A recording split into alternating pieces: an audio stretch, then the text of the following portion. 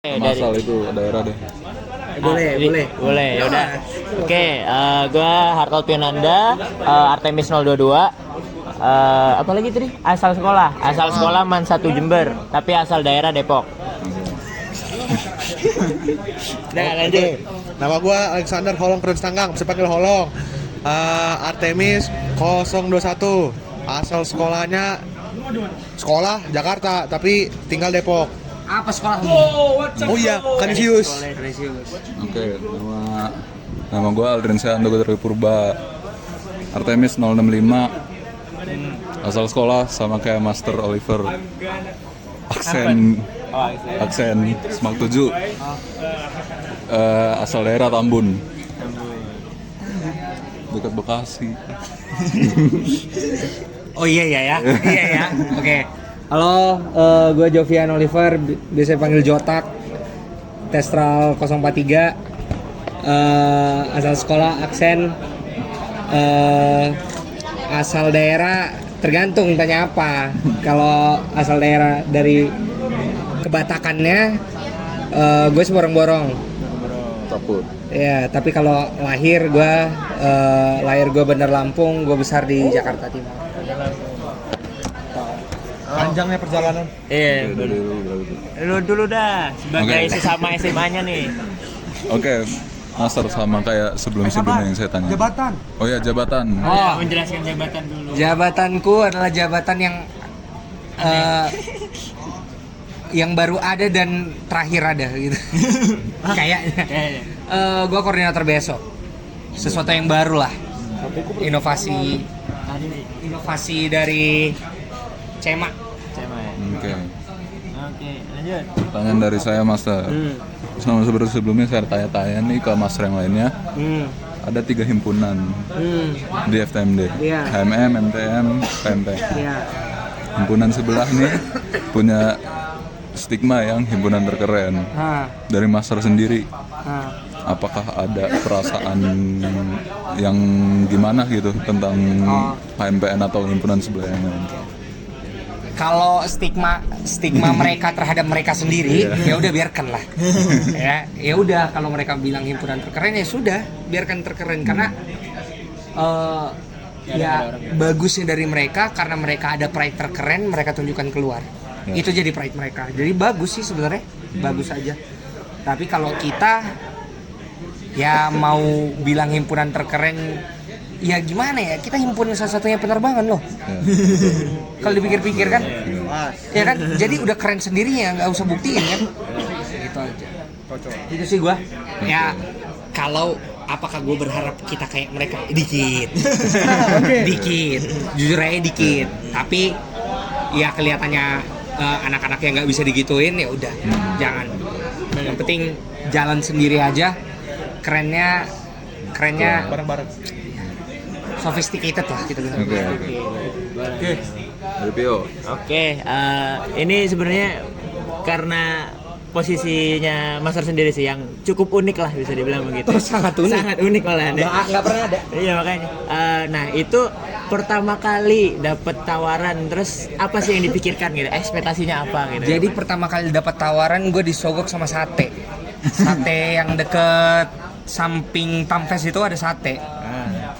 Nah itu tuh sebenarnya ditanyain dulu, lu mau ada apa sih sama CEMA di KMPN? Karena yang gue harapkan dari KMPN sebenarnya dari Teknik Dirgantara sendiri, kita belajar untuk riset. Itu aja. Itu untuk keilmuan gue karena gue udah udah 2 tahun gue berturut-turut udah fokus ke organisasi, gue ke UKM sini sana, gue ke pusat juga pernah, ya kan, ke kabinet juga udah kehantem lah gue sama banyaknya organisasi. Tapi kok gue di matkul ini nggak pernah ngajarin gue untuk meriset atau encourage gue untuk ngeriset atau mempublish sesuatu atau memperdalam sesuatu.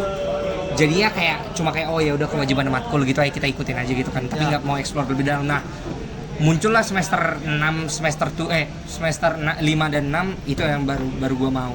Nah dari situ gue bilang kita nggak ada kesempatan untuk riset, kita nggak ada kesempatan untuk explore lebih dalam knowledge-nya dan lain. Dari situlah gue berpikir kayak wah keren nih AIA, dia nyebutin AIA gitu. Nama sama satu lagi AIS.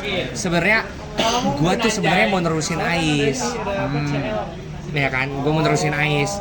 Tapi satu hal yang buruk dari gue adalah gue punya terobosan, tapi gue agak takut untuk mempertanggungjawabkannya kalau salah kalah, gitu aja, ya kan? Jadi gue pikir, oh ya udah gue koordinator aja. Dengan adanya ide-ide gue turunin ke anak-anak. Udah, itu. Sebenarnya AIS itu dari tujuan dari visi gue mungkin 2 tahun ke depan itu kayak Indo Defense. Jadi agak besar.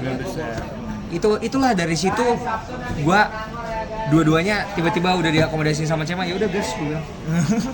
Emang sesuai ini ya, udah Sesuai dengan harapan gue. Oke. Ya udah, silakan Prayana Diata. Oke, pertanyaan dari gua Master. Tadi kan Master udah memaparkan bahwa Master tuh udah kena ke banyak lah gitu, kena ke pusat, terus juga kabinet gitu. Buruknya tahu, baiknya tahu. Nah, Busuknya sih. Oke. Nah, pertanyaan dari gua Master, gimana cara lu menentukan siapa yang harus lu dahulukan dalam konteks itu antara prioritas. Ya, dan juga kayak yang ngebagi waktu atau ngebagi urutan pekerjaan. Prioritas. Oke. Jadi kalau kayak gitu sebenarnya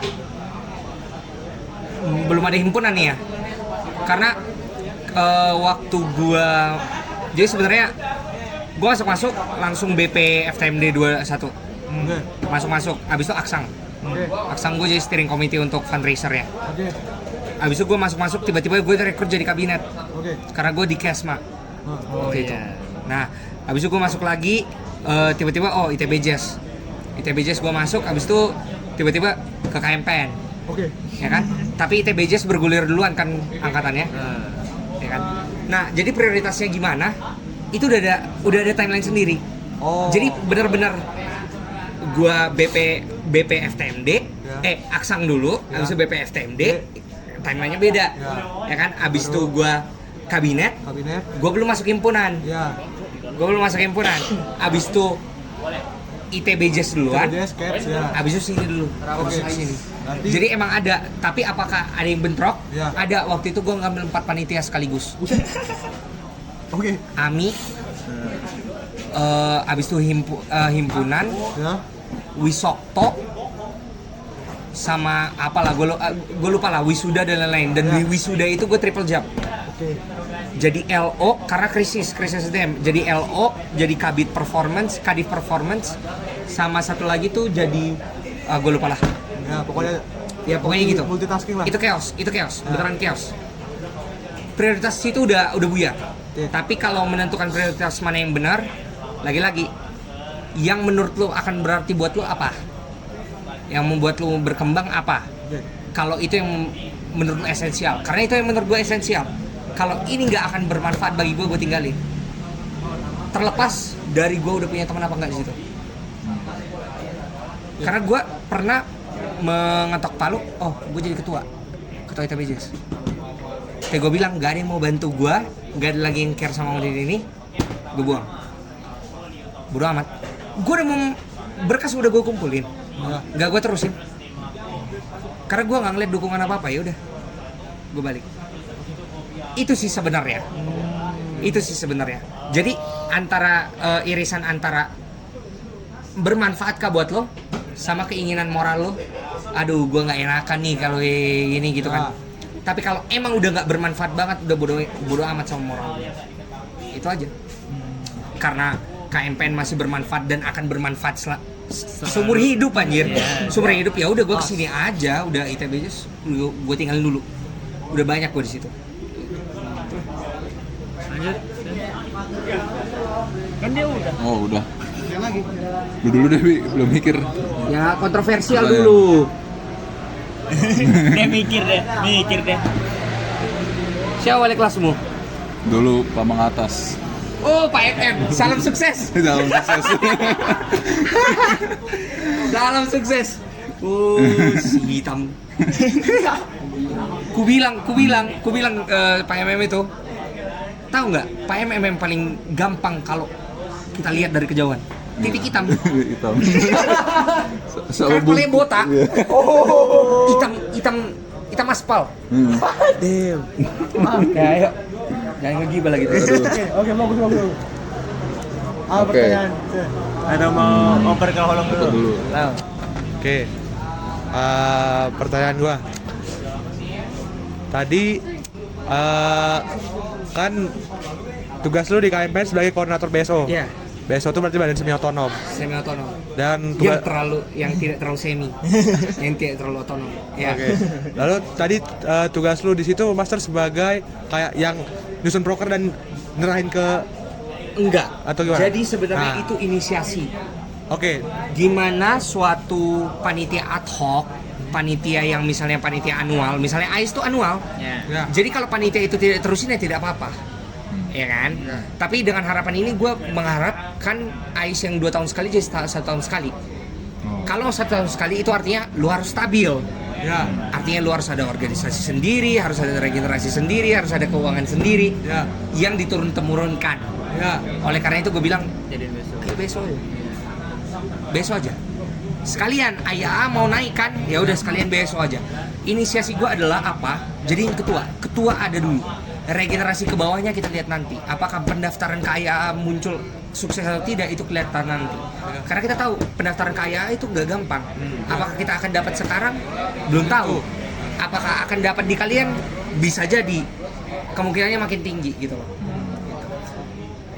Itu sih sebenarnya. Jadi kayak gua menginisiasikan, gua mengontrol dokumen-dokumen basis berdirinya gimana, interaksi antara BSO dan BPP, walaupun BPP itu di atasnya BSO secara tidak langsung, karena itu proker kan, AIS itu prokernya BPP jadinya.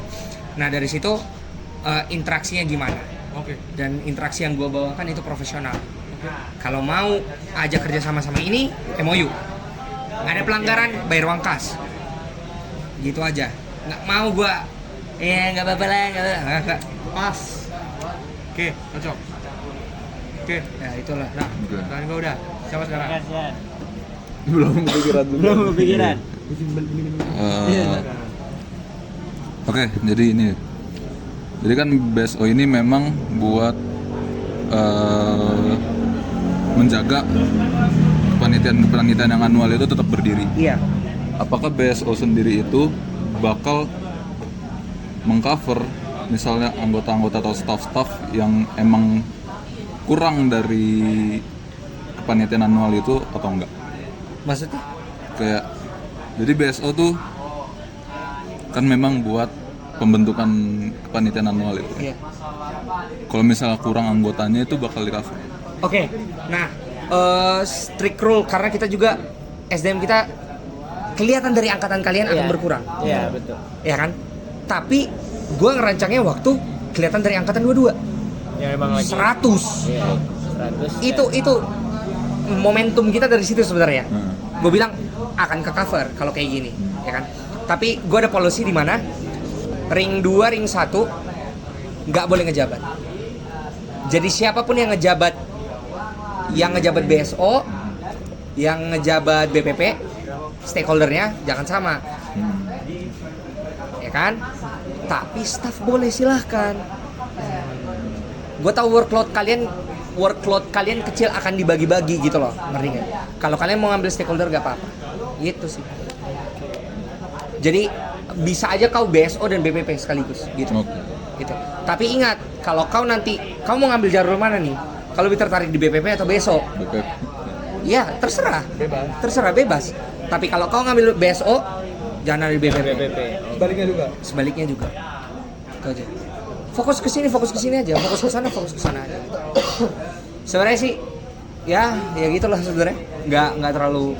Kita masih eksklusif banget karena kalau misalnya mau di bigger kayak diekspansi kayak ICEE, kan mereka outsourcing ya. Kebanyakan MFES kayaknya mereka outsourcing dikit gitu. Menurut kita agak belum ke situ karena kita belum punya visi yang besar. Itu sih. Jadi regenerasi akan selalu ada. Oke. Nah, berbahas tadi visi. Nah, itu sebenarnya penasaran itu sih. Apakah nanti BSO malah jadi BKO-nya tersendiri, dimana dia harus ada. Secara konstitusional tidak bisa. Kenapa tuh? Karena BKO adalah badan kelengkapan organisasi, di mana organisasi itu tidak bisa berdiri tanpa itu. Iya kan? Itu dulu. Dalam kemahasiswaan ini ada DPA, yaitu jadi MPR, ada BPP jadi eksekutif, ada senator jadi menteri luar negeri. Iya dong. Iya kan? Iya kan? Yudikatif gak ada, yudikatif DPA sekalian. Sekarang BSO jadi BKO. Kalau misalnya BSO ini nggak ada, emang nggak bisa berdiri? Ya harusnya jadinya KMPN nggak bisa berdiri. Nggak bisa. Jadi antara BSO ini mau punya egonya sendiri, lepas dari KMPN. Sekalian malah. Sekalian. Silahkan. Tetapi akan ada mutual di mana itu produk KMPN. Akan selalu itu. Kalau teknikalnya media partner seumur hidup. Oh iya. Jadi terlahir dari KMPN. karena terlahir dari produk kita. Itu aja. Jadi ini sebenarnya udah selesai ya. Cukup sih. Ada yang mau nambahin? Gua sih cukup. Udah ya. Cukup. Secukup Nggak ada yang sama lain. Mantap memang. dalam. Ya Udah. sudah. Nggak ada yang lain lebih. Ya, soalnya kayaknya yang mau yang lain. Oke. Ya udah. Aman. Terima kasih Thank Master. Dan recordingnya mana?